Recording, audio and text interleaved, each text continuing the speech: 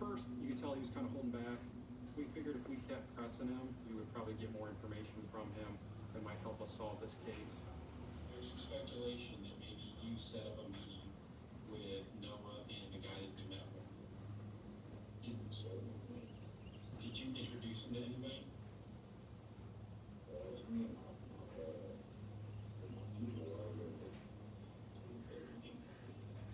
Who's that person? Do you know what Noah looks like?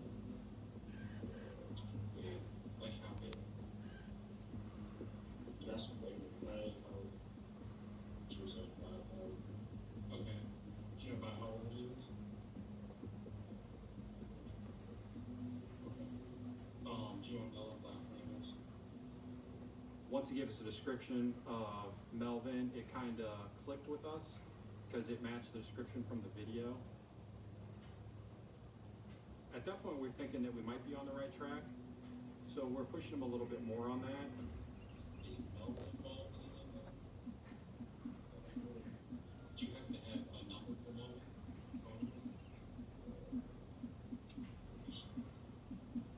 And I just want to make sure that you didn't text, Noah and say, hey, come meet this guy over here.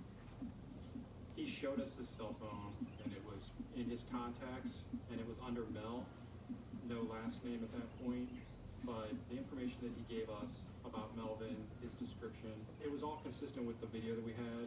When you say Melvin, are you related to him, or is it just a dude, someone else? What's your involvement with him? Gotcha. Okay. And when you introduced him to Noah, what was the purpose of that? Okay. It was just for weed or whatever? You know what he does? When he told us that, it was like kind of like an aha moment, because we're like, man, that matches the make of the vehicle